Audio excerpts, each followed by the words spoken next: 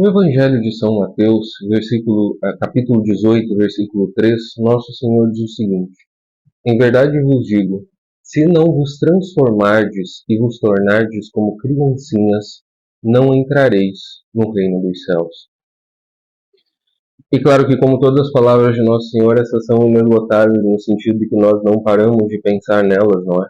Mas acredito que um dos sentidos, especialmente para nossa época, bastante tendente ao desespero, que flerta com o desespero, com a completa falta de esperança, um dos sentidos está neste livro aqui, nessa novela de Chesterton, Man Alive, que é uma novela muito especial para mim, que nesses últimos dias eu tive a alegria de reler e que quero compartilhar alguns pontos delas com vocês, tá? Alguns pontos dela, perdão, com vocês. A edição que eu tenho aqui, essa na capa preta, com essa mão apontada como se fosse uma pistola, é da Sociedade Chesterton Brasil, em parceria com o Instituto Hugo de São Vitor, não é? Tanto da Sociedade Chesterton Brasil quanto do Instituto Hugo de São Vitor, publicada em 2021. Eu comprei esta edição e ela ainda está disponível no site da livraria do Instituto Hugo de São Vitor. Vocês podem dar uma olhada, tá? E a ideia é que vocês vejam depois do vídeo, se estiverem animados, como eu espero que estejam ao fim deste meu argumento, para lerem Man Alive de Chesterton. Uma das novelas chestertonianas mais marcantes para mim, junto com o retorno de Dom Quixote, sobre a qual eu vou falar mais para frente. Eu quero relê-la também, não é? É interessante como as novelas do Chesterton, acho que a melhor crítica para elas a gente encontra na autobiografia dele, quando ele diz que muitas vezes perdeu algum bom enredo, algum bom personagem e tudo mais, porque ele estava falando de ideias, ele estava tratando de ideias. E é verdade, as novelas de Chesterton, eu não vou entrar precisamente nas do Padre Brown, acho que elas merecem um raciocínio à parte, nós vamos pensar na Esfera e a Cruz, em Man Alive, no retorno de Dom Quixote e tudo mais. Não são obras-primas enquanto novelas. E Chesterton tinha plena consciência disso, tanto que ele fez uma crítica muito madura ao seu próprio trabalho. Mas elas são agradáveis de ler, são interessantes e nos marcam profundamente. Aqui tem um raciocínio de um dos personagens nessa novela, o Michael Moon, que me fez pensar, eu vou ler isso mais para frente, em como as novelas do Chesterton, tanto esta como outras, se assemelham aos autos sacramentais, não é? Porque elas encarnam ideias e princípios em ações. Os personagens são personagens que fazem coisas. Não são personagens tão introspectivos, pelo menos não nos são apresentados assim, como aqueles do Unamuno, por exemplo, na sua novela Personal, sobre a qual eu já falei aqui, não é? Eu falei aqui especialmente tratando de São Manuel Bueno Mártir, do Unamuno. As novelas do Chesterton já têm mais cenário, elas já encarnam feitos, mais do que essas personalidades. É por isso que elas nos lembram os autos sacramentais, e acho que Chesterton tinha consciência disso. Man Alive foi publicada em 1912, como eu disse, é a minha favorita. São personagens talvez humanamente planos, com alguma outra variação, acho que especialmente o Michael Moon aí é um personagem que me cativa bastante, especialmente porque é um personagem que se converte, não é, pela força do protagonista, que é o Innocent Smith, mas de modo geral são um pouco mais planos. E no entanto eles são planos porque são simbólicos, porque encarnam tipos humanos. O protagonista é Innocent Smith. Innocent Smith. Alguém que trata da inocência. Vejam a relação com o capítulo 18, versículo 3 que eu li para vocês no início. E aqui nós temos uma inocência, mas é uma inocência especial, tá? Ele descobriu a cura do desespero na saudade do céu. Ele descobriu a cura para o tédio desta vida, que parecia uma brincadeira de humor negro, com a verdadeira brincadeira, com o verdadeiro entusiasmo, que é como o das criancinhas, em alguma medida. Mas, e aqui eu quero deixar essa distinção muito clara logo de início, não se trata de uma inocência que é sinônimo de ingenuidade, muito pelo contrário. E eu acho que essa é a força da comparação dessa novela do Chesterton com o capítulo 18, versículo 3. E Cristo diz, se não vos transformardes e vos tornardes como criancinhas. É preciso essa transformação, portanto, é preciso esse esforço. É uma ingenuidade que não é já a ingenuidade própria das crianças, que acompanha o seu desenvolvimento, mas é uma ingenuidade conquistada à força. É uma ingenuidade de transformação. É preciso querê-la e se esforçar por ela. O que isso significa é que as tentações do mal, o conhecimento que nós já tivemos daquilo que é mal, daquilo que é ruim, daquilo que é perverso, vão continuar estando presentes na nossa vida. Mas nós vamos escolher o outro caminho. Nós vamos escolher não cair, não pular, mais especificamente no abismo, como faz o Innocent Smith. Conhecendo o desespero até o fundo, olhando para o abismo, querendo se jogar nele, ele decide não se jogar. E aí ele decide se transformar nesse personagem inocente, em abraçar essa inocência. Esse romance, essa novela, está dividida em duas partes, não é? Que são, primeiro, os enigmas de Innocent Smith e as explicações de Innocent Smith. Tem uma frase fantástica do Michael Moon aqui, que diz que o Innocent Smith, ele rompe com as convenções, com os costumes, porque ele conserva os mandamentos.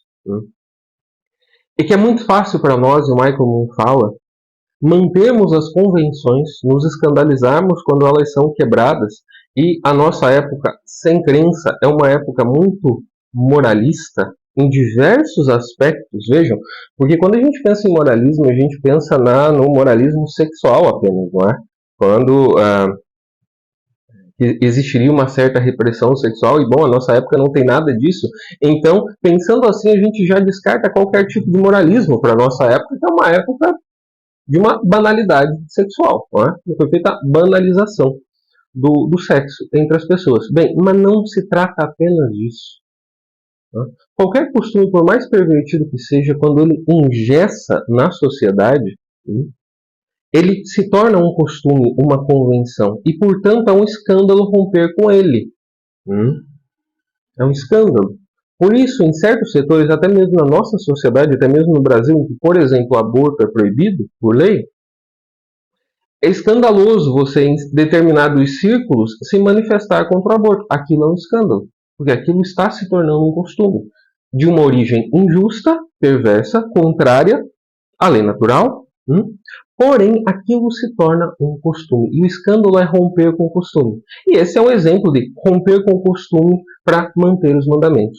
E numa sociedade sexualmente permissiva, a castidade se torna um escândalo. A castidade se torna um escândalo também. De novo, é a ideia de romper com o costume para preservar os mandamentos. Onde é que essa novela do Chesterton se passa? Numa pensão inglesa chamada Pensão Farol, em que há vários hóspedes que se conhecem ali, que vivem fragmentados, que têm alguma relação, mas é uma relação mais formal, com algum traço de ironia, um resquício de amizade, e o fato é que todos eles estão entediados com a vida. Até que num dia eles estão num jardim, começa a ventar muito, aí aparece um sujeito extremamente alto, com a cabeça pequena, desproporcional ao corpo, pulando o muro e correndo atrás do chapéu dele, que tinha ido parar numa árvore. Ele vai numa batalha para pegar o chapéu dele, está todo entusiasmado. É um adulto entusiasmado como uma criança.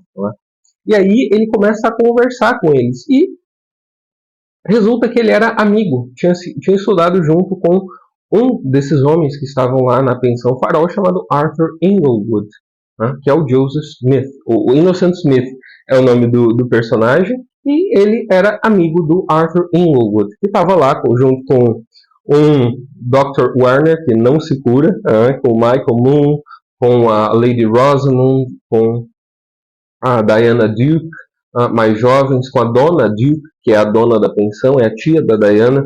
Então todos eles lá, e aparece esse cara. De repente, ele insufla ânimo nessas pessoas. E ele começa a trazê-las para brincar, para cantar, para fazer coisas boas, e que, no entanto, para aqueles adultos ali, era algo meio que ultrapassado, esquisito, algo que ficava na infância, num certo infantilismo. Né? Innocent Smith nos faz lembrar da infância sem nos levar ao infantilismo, que seria um outro sinônimo para ingenuidade, que aqui são contrapostos à verdadeira inocência, a essa inocência reconquistada, transformada, que o Innocent Smith abraça. E o primeiro trecho que eu quero ler para vocês é do próprio Michael Moon, quando ele diz como ele está preso às convenções. E veja esse sentido entediante de estar preso às convenções. Inglewood, disse Michael Moon, já ouviu dizer que sou um canalha? Não ouvi nem acredito, respondeu Inglewood depois de uma pausa estranha. Mas eu ouvi dizerem que você era o que chamam de alguém bastante louco. Se ouviu que sou louco, pode contradizer o boato, disse Moon com uma calma extraordinária. Sou manso, bem manso. Talvez quase a fera mais mansa sobre a terra. Bebo demais o mesmo tipo de uísque, no mesmo horário, todas as noites. Até a quantidade que bebo em excesso é a mesma. Vou ao mesmo número de bares. Encontro mulheres perdidas de rostos lilazes. Ouço o mesmo número de histórias sujas, geralmente as mesmas. Pode assegurar a meus amigos, Inglewood, que você tem diante dos olhos uma pessoa completamente domesticada pela civilização. Por essa civilização que já está entediada da vida. Por essa civilização que transforma o curtir e aproveitar a vida, nesse sentido que o Michael Moon está falando aqui, num costume também. É estranho quem não aproveita a vida, quem não perde a própria consciência fazendo determinadas coisas, quem não se perde, quem não quer esquecer da própria consciência. E tantas essas ações são repetidas que elas se tornam parte dos costumes. Parte dos costumes. Por isso que o tédio tem uma capa, tem um pó sobre as coisas. Por mais que venha atrás desse discurso, venha antes o discurso de aproveitar a vida, de curtir, nós vamos morrer mesmo, não vai sobrar nada, não sei o que é isso que nós precisamos aproveitar a nossa juventude, etc, etc. Todo esse discurso que nós já conhecemos de aproveitar a vida,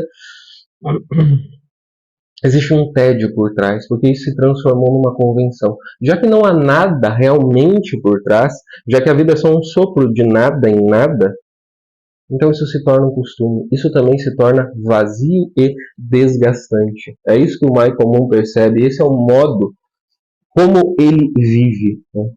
Então o Innocent Smith, essa criatura inocente, se torna uma espécie de médico para eles, não é? Se torna uma espécie de médico, diz o próprio Michael Moon. A loucura não vem quando você ataca, mas quando você cede, diz o Michael Moon. Quando se acomoda a um círculozinho imundo de ideias repetitivas. Quando você se domestica. Quais são as ideias repetitivas ao nosso redor? E aqui, no início do século XX, eu reitero que Chesterton publicou essa novela em 1912.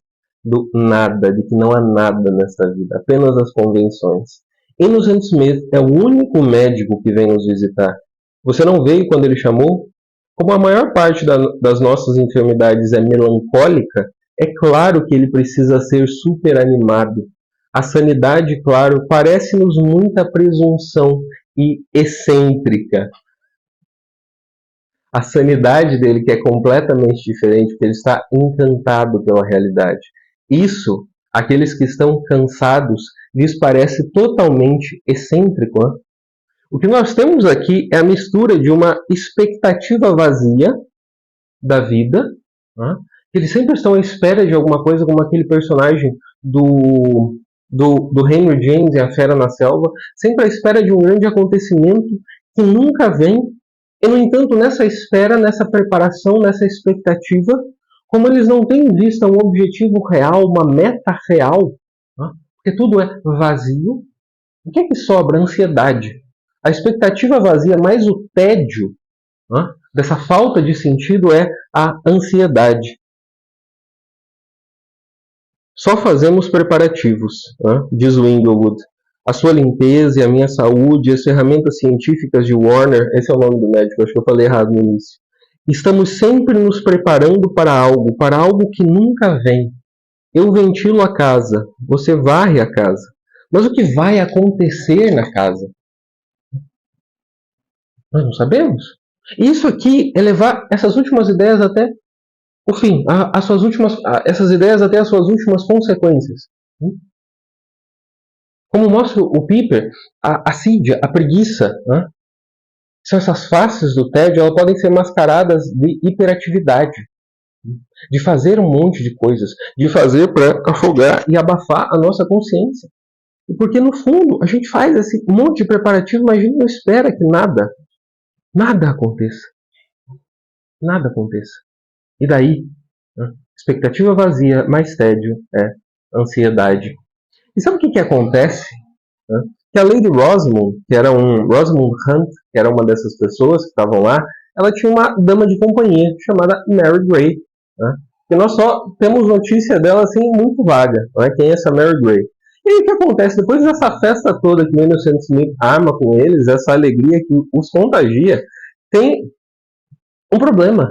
Que a Lady Rosamund fica escandalizada quando acontece. É minha companheira Mary Grey.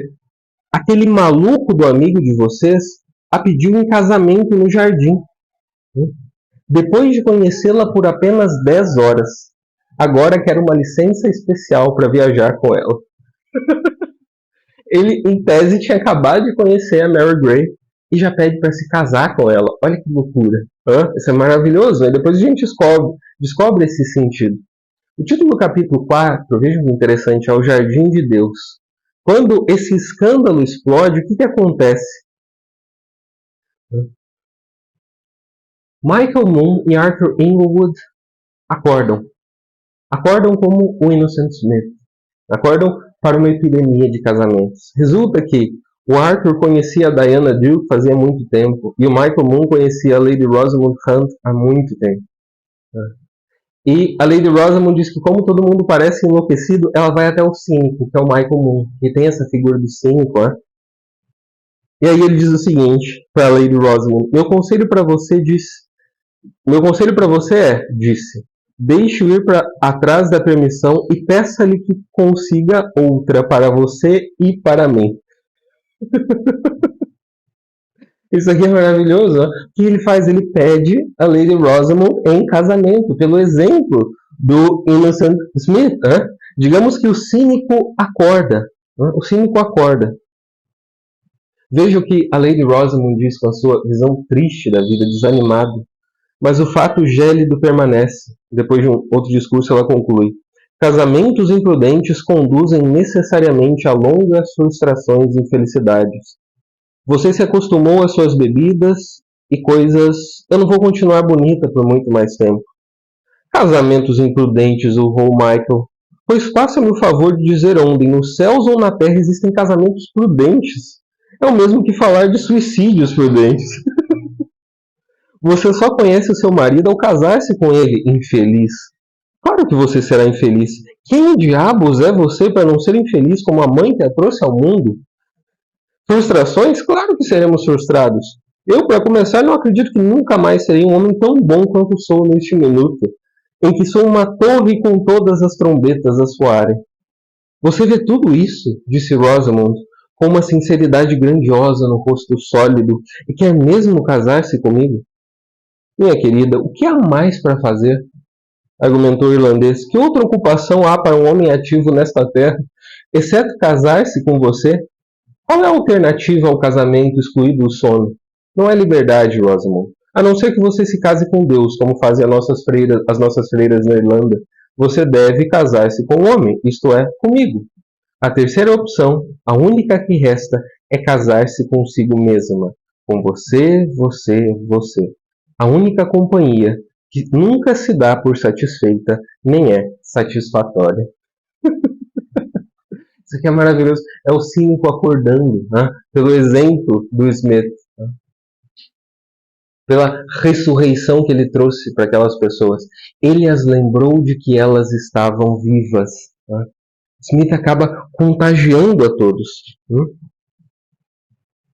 Descobri que a saúde, na verdade, é contagiosa, como a doença, respondeu Arthur.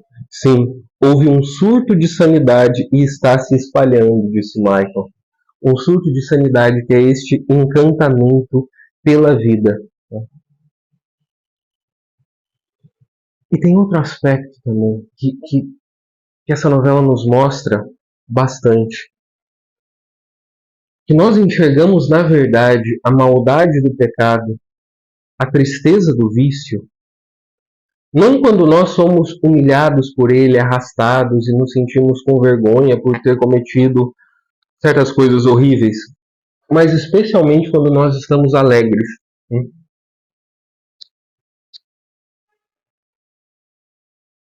É a alegria capaz de nos mostrar, de nos revelar a essência boa das coisas criadas por Deus. Vejam o que diz o Michael.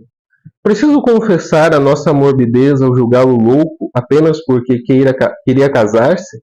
E confessar que nós nem sabíamos que o motivo era porque nós mesmos queríamos nos casar? Podemos humilhar-nos, doutor, se quiser. Estamos felizes o bastante para isso. É a felicidade, mostrando-nos a essência bondosa das coisas, a alegria, que nos faz ver verdadeiramente porque o mal é ruim, é vazio, não passa de uma tentação enganosa.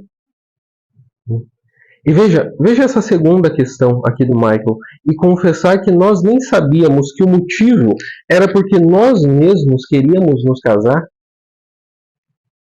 Isso significa que os nossos juízos mórbidos, às vezes, sobre as pessoas, de inveja, revelam o nosso desejo pelas coisas, o nosso desejo, às vezes reto, mas que nós tentamos afogar com essas convenções que eu já falei para vocês. Esse é o sentido da humildade.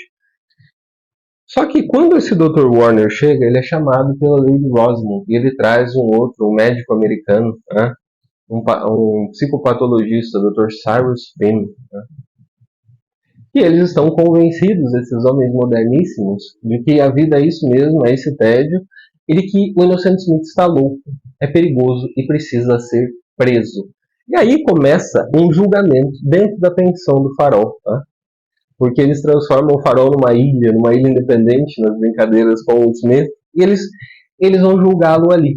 O Michael Moon, advogado de defesa, auxiliado pelo Arthur Englewood, e o Dr. Cyrus Finn, junto com o Dr. Warner, são testemunhas de acusação. E tem o Moses Gold também, que é um cínico do senso comum. Enquanto o Dr. Cyrus Finn é um cínico científico ilustrado, o Moses Gold é um cínico do senso comum.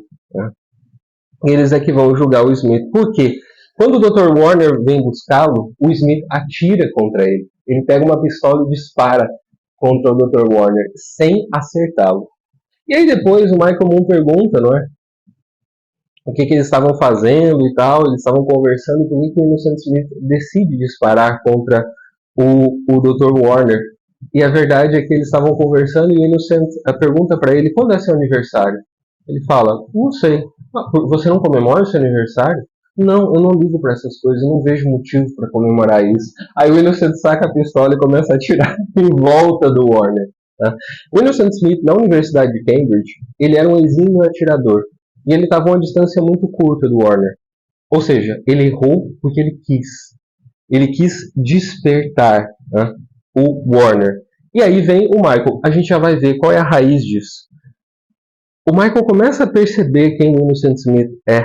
E aí vem aquele sentido que eu falei para vocês. Innocent Smith não é louco. É um ritualista. Quer expressar-se não com a língua, mas com os braços e as pernas. Adoro-te com o meu corpo, como diz o rito do matrimônio. Agora começo a entender as peças e autos de antigamente, os autos sacramentais. Também compreendo por que as carpideiras se carpiam nos funerais. Vejo por que os mímicos faziam mímica. Eles significavam algo. E Smith também significa algo. Todas as outras piadas precisam ser ruidosas, como as piadas do narigudo do Gold, por exemplo. As únicas piadas silenciosas são as travessuras. O coitado do Smith, se olharmos bem, é um travesso alegórico. O que ele fez nesta casa foi uma dança de guerra frenética, mas silenciosa enquanto imagem. Foi uma dança de guerra, E essa guerra foi contra o desespero. Guerra daqueles que estavam vegetando, que estavam mortos em vida por causa do tédio. As suas palavras talvez não fizessem uma diferença tão grande, porque eles estavam cheios de palavras, todos eles. O Michael Moon é um cara que fala bastante ao longo de toda a novela. Eles estavam cheios de palavras, mas eles precisavam de ações ritualísticas. E essas ações ritualísticas eram as travessuras. Quando Smith começa a ser julgado, porque o Dr. Cyrus Finn traz uma série de evidências contra ele, ele é julgado primeiro por tentativa de homicídio. Ele tinha tentado assassinar, ou pelo menos tinha de novo atirado contra um professor muito conhecido de filosofia da Universidade de Cambridge, alguém que tinha sido professor dele. E eles leem uma carta em que o vice-reitor encontra esse professor para fora da janela do apartamento dele, apoiado numa calha com as duas pernas balançando. E ele tinha sido atacado e perseguido pelo Smith. E é isso que o vice-reitor conta na sua carta. A questão é que o próprio professor de filosofia, ele escreve uma carta que o Innocent Smith tinha mudado a vida dele. E depois a gente vem a saber que esse professor também mudou a vida do Innocent Smith. E aqui vem o episódio, que é o coração desse livro, não é? Aqui na página 130. Para ele, para quase todos os jovens educados na época, as estrelas eram coisas cruéis. Embora brilhassem na grande cúpula todas as noites, era um segredo enorme e horrendo. Punham a descoberto a nudez da natureza. Era um vislumbre das rodas de ferro e das roldanas nos bastidores. É olhar para o espaço. O Lewis traz essa diferença, né, entre o espaço e o cosmos, na trilogia cósmica. E aqui a diferença de olhar para o espaço como parece algo vazio e nos lembraria do vazio da vida, a experiência que o próprio Lewis teve. Em suma, eram todos pessimistas, e a luz das estrelas era-lhes atroz por ser verdadeira. Todo o seu universo era negro com pontos brancos. Tudo era coisa da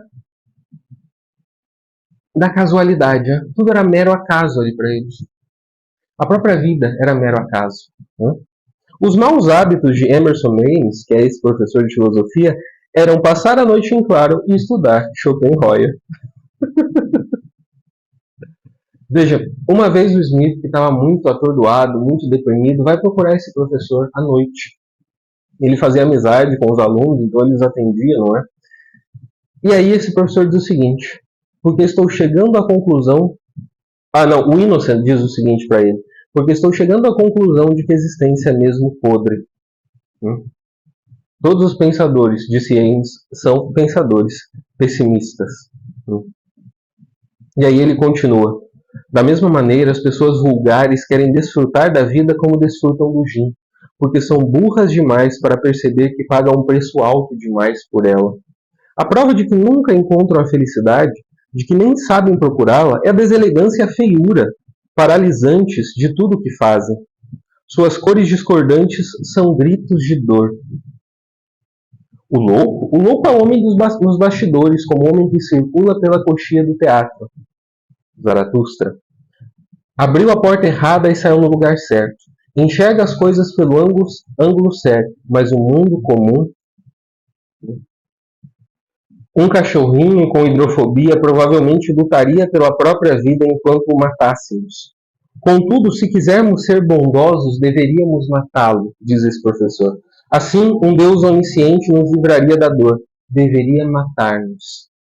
Essa era a filosofia dele. Isso é o que ele dizia que acreditava. E o que o Innocent Smith faz? Ele puxa uma pistola, aponta para o professor e fala: vou ajudar-lhe a sair do buraco, meu velho, disse Smith com ternura áspera. Vou livrar o cachorrinho do sofrimento. Emerson Ames recua até a janela. Quer dizer que vai mesmo me matar? Gritou. Não é algo que eu faria por qualquer um, disse Smith emocionado. Mas parece que nós dois ficamos muito íntimos esta noite, de algum modo. Conheço todos os seus problemas agora, e também a única cura para eles, velho amigo. Ou seja, O cara que acreditava na morte, que acreditava que a morte era a única libertação para essa vida vazia e sem sentido, sabe o que ele faz quando ele tem uma arma apontada para a cabeça dele? Ele começa a correr. Ele começa a correr desesperado, gritando, morrendo de medo. O cachorrinho luta, disse o graduando com um olhar de pena. O pobre cachorrinho luta. Que bom que sou mais sábio e generoso do que ele. E olhou para a arma de modo que ela ficasse bem na frente da careca de Ames. Ah, mas a loucura, disse Smith, é apenas um paliativo no melhor dos casos, uma droga. A única cura é a operação. Uma operação sempre bem sucedida, a morte. E aí o professor começa a implorar pela vida. Começa a implorar pela vida. Conforme vai amanhecendo, a aurora vai chegando com seus dedos rosados, como dizia Homero, e começa a implorar pela vida. Posso concluir, pergunta Smith, que você quer voltar à vida? Daria qualquer coisa para voltar, respondeu o infeliz professor. E aí o Smith pede que ele cante um hino de louvor. Você está agora prestando culto público, começou Smith com severidade, e antes de terminarmos, você deve agradecer a Deus até pelos patos da lagoa. O aclamado pessimista quase articulou sua perfeita disposição de agradecer a Deus pelos patos da lagoa, sem esquecer os marrecos, disse Smith, rígido. Ames admitiu os marrecos. Se você fosse, diz o Smith, e essa é a lição, mesmo aquilo que professa, não sei por que um caracol, um querubim se importaria com o fato de você quebrar seu limpo e duro pescoço e seus miolos diabólicos e desabridos se espalhassem pelo chão. Todavia, no que diz respeito aos fatos estritamente biográficos, você é um camarada muito simpático, viciado em dizer besteiras podres, e amo você como irmão. Assim, vou disparar todos os meus cartuchos em volta da sua cabeça, de modo a não acertá-la. Sou um bom atirador, se isso anima. E depois vou entrar e tomar café. E aí o professor o interrompe. Mas não dispare todos. Por que não? O outro perguntou com leveza. Guarde, pediu o companheiro, para quando encontrar outro homem que fale como nós falávamos. É uma contradição evidente esse discurso da vida não tem sentido, dela não presta, para esse gozo da vida. No fundo, há um desejo de viver, que precisa ser abraçado verdadeiramente, mas que o discurso falso, mentiroso sobre a realidade atrapalha. É preciso de algo ou alguém que nos acorde para a beleza e para a bondade das coisas. Mas sabe o que diz o Smith alguns dias depois, quando ele recebe uma visita desse professor? Devo pedir-lhe que veja que acabo de escapar da morte. Aí o professor pergunta, você escapou da morte? Foi você que apontou uma arma para minha cabeça? Você não entende, diz o Smith. Eu precisava fazer aquilo, Ames. Precisava provar que você estava certo ou errado. Quando somos jovens, quase sempre consideramos alguém o ápice da mente humana. Alguém que sabe tudo dentre todos os outros. Bem, para mim, essa pessoa era você. Você falava com autoridade, não como os escribas. Ninguém seria capaz de me confortar se você dissesse que não há conforto. Se você pensasse mesmo que não havia nada em parte alguma, seria por ter visto com os próprios olhos. Não entende que eu precisava provar que você não falava sério? Ou então me afogar naquele canal. O Smith tem a verdadeira experiência do desespero. Ele é um daqueles que levaria as últimas consequências do desespero se ele fosse real, se ele tivesse fundamento. Se a vida não tivesse sentido, tal como ele ouvia no discurso, ele precisaria acabar com ela. Mas a única pessoa que poderia encarnar esse discurso no modo de vida era o seu professor, que falava que a vida não tinha sentido, que fundamentava isso, que parecia viver como se ela não tivesse. O Smith foi atrás dele. Ele queria ver se havia uma unidade de vida ali, uma coerência profunda entre as ideias daquele professor e seu próprio modo de estar na vida. Ele precisava disso. Então ele foi atrás e apontou a arma para o professor. E resulta que esse professor tinha um intenso desejo de viver, um gosto pelas coisas, que ele precisou confessar depois que ele tinha, mas que estava adormecido. Foi então que Smith se libertou. Não, isso é mentira. Esse discurso não é compatível com a realidade. A realidade mesma, é que nós ansiamos pelas coisas. Nós temos gosto por elas. Nós queremos experimentar esse encantamento e esse mistério por elas. E aqui segue porque ah, quero guardar as balas para os pessimistas, como pílulas para pálidos. E assim quero caminhar pelo mundo como uma surpresa maravilhosa, diz o Smith. Flutuar livremente como as sementes do cardo e surgir silencioso como a aurora. Quero ser inesperado como um trovão e lembrado tanto quanto a brisa que morre. Não quero que as pessoas me conheçam de antemão como conhecem uma velha travessura. E ele diz que o que você descobriu sentado naquele maldito gárgula é que o mundo, no fim das contas, é um lugar maravilhoso e belo. E esse professor é o homem vivo com duas pernas. Hei, diz o Smith, de pôr uma pistola contra a cabeça do homem moderno, mas não usarei para matá-lo, apenas para trazê-lo à vida. Porque é esse discurso mórbido que nos tira da vida. É esse tédio, essa preguiça de existir, essa assídia, que é a verdadeira responsável por nos tirar da vida, que nós precisamos de constantes injeções de alegria. Essa é a expressão que o Michael Moon aplica ao Innocent Smith, constantes injeções de alegria para que nós saibamos, né, que estamos vivos. E como eu disse para vocês, aqui tem um trecho que trata da alegria como a verdadeira responsável por abrir a nossa consciência para o pecado. Em outro episódio, o Innocent Smith se junta a dois sacerdotes anglicanos, dois ministros anglicanos, né? Um que mantém todas as convenções e o outro que é um pouco revolucionário, porque ele vê naquela ação o único meio de transformar a realidade, talvez fazer a vontade de Deus, ali confuso, cheio de ressentimento. Então Smith convida eles para saírem de uma palestra em que eles estavam, que tinha dado problema com o cara das convenções, a União Socialista Cristã Anglicana. O Smith os convida a sair de lá. Ele os salva, não é de serem achincalhados, de serem destruídos pela audiência dessa conferência, e os leva até uma casa. Primeiro eles escalam o muro e vão pelos tetos, vão passando por vários tetos de casas grudadas. O clérigo convencional fica com medo, fica indignado e sai. O outro clérigo acompanha o Smith. O Smith fala, não, agora a gente vai fazer uma desapropriação de verdade, a gente vai agir para mostrar o que é a justiça, a gente vai tirar de alguém que tem para dar para alguém que não tem. Só que ele começa a ficar encantado por tudo que está acontecendo. Primeiro o céu, depois o fato deles entrarem numa casa pela chaminé, né? Como aquilo evoca a infância e como as coisas das pessoas, né, têm valor, não pelo valor econômico, mas têm valor como são brinquedos. Né? Tem valor pela sua beleza, tem valor porque elas significam algo para aquelas pessoas. E ali, naquele instante, aos 34 anos de idade, na metade de uma escada, num cômodo escuro, no ato físico de ladrão, entendi de repente, pela primeira vez, que no fim das contas, o roubo é errado de verdade. Porque ele tomou contato de novo com essa infância. O ladrão entra pelo mesmo lugar que o Papai Noel. Não, isso é horrível. Isso é horrível.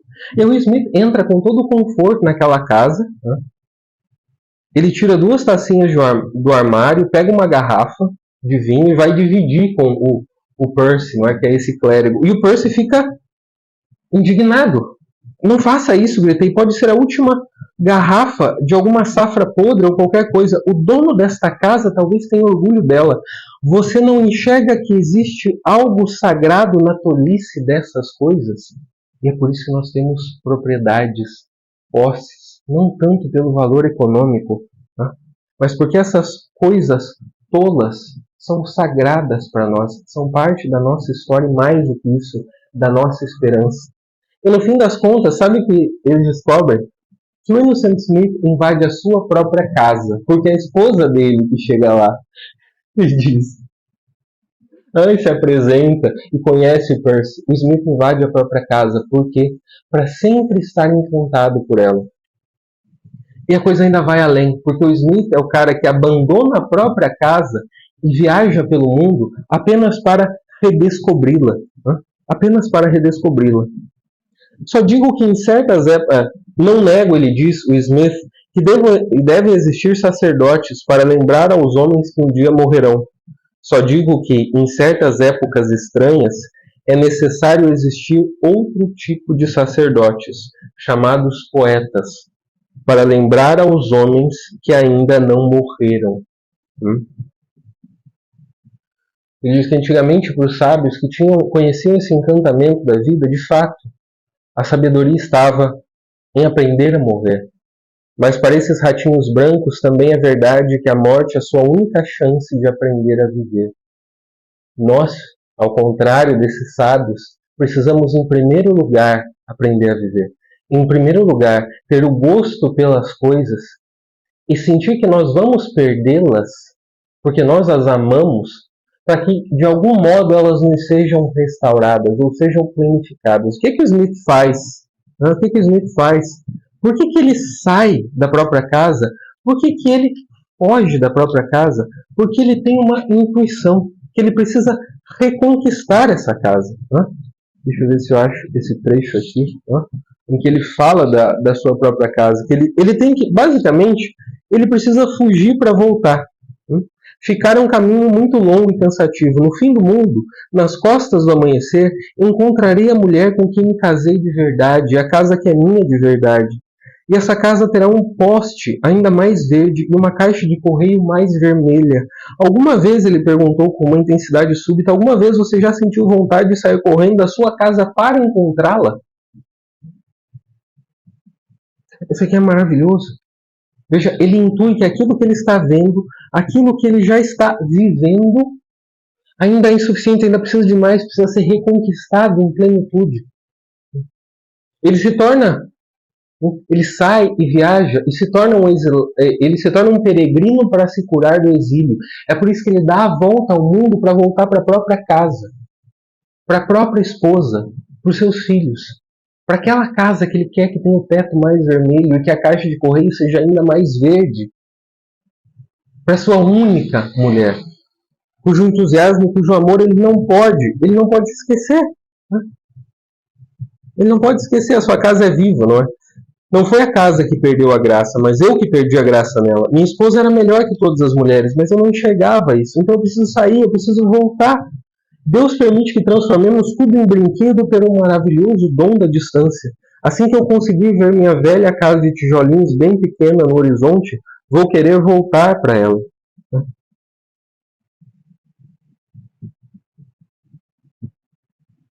Você me convenceu, diz com o mesmo olhar sonhador, porque é mesmo uma perversidade e um perigo que um homem abandone a sua esposa. E por que é perigoso? Aqui ele já está na Rússia, está conversando com um russo, e o russo pergunta, por que é perigoso? Porque ninguém pode encontrá-lo, respondeu aquela pessoa estranha, e todos queremos ser encontrados. Esse russo é um intelectual, não é? Em 1912, eles tinham perdido ainda uma primeira revolução antes da Revolução Bolchevique, a primeira revolução fracassada que tentaram fazer. E diz o Smith sobre as revoluções: revolução é voltar para o mesmo lugar, redescobrir o sentido, dando essa volta e voltando ao mesmo ponto, porém com maior profundidade. Ele iguala a revolução à conversão. O verdadeiro sentido de revolução é conversão. Ele diz: você, porém, não enxerga que todos os saltos e destruições e fugas de verdade são apenas tentativas de voltar ao Éden, de voltar para uma coisa que tivemos, de que ao menos ouvimos falar? Não enxerga que apenas derrubamos cercas e disparamos contra a lua para voltar para casa? Esse é o nosso objetivo. E quando essas inquietudes não têm a sua verdadeira orientação, nós, sob o erro de queremos mudar as coisas, vamos querer destruí-las no fim. Nós já não suportamos isso. Mas o anseio verdadeiro é de voltar para casa. O anseio real é de voltar para casa. Smith aprende a amar o cotidiano para amar o céu, para querer que ele permaneça.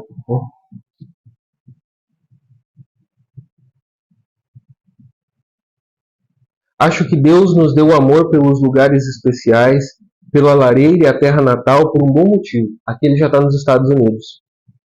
Permita-me a pergunta, disse o americano, por que motivo? Porque do contrário, ele começou, apontando o rastelo para o céu e o abismo, poderíamos acabar adorando isto. Como assim? Quis saber. A eternidade, ele disse com uma voz rouca, o maior dos ídolos, o rival mais poderoso de Deus. Você se refere ao panteísmo, ao infinito e a tudo isso, ensaiei. Refiro-me, ele disse com crescente veemência, que se há uma casa para mim no paraíso, ela terá um poste de luz verde e uma cerca, ou algo tão concreto e pessoal como um poste de luz verde e uma cerca. O que quero dizer é que Deus me ordenou que amasse um lugar e o servisse, e que fizesse todas as coisas, mesmo as mais loucas, para louvá-lo, a fim de que esse lugar único desse testemunho contra todas as infinitudes e sofismas, o testemunho de que o paraíso é um lugar, e não qualquer lugar. E eu não me surpreenderia muito se a casa no céu tivesse um poste verde de verdade, afinal. Tudo que nós amamos aqui, amamos verdadeiramente,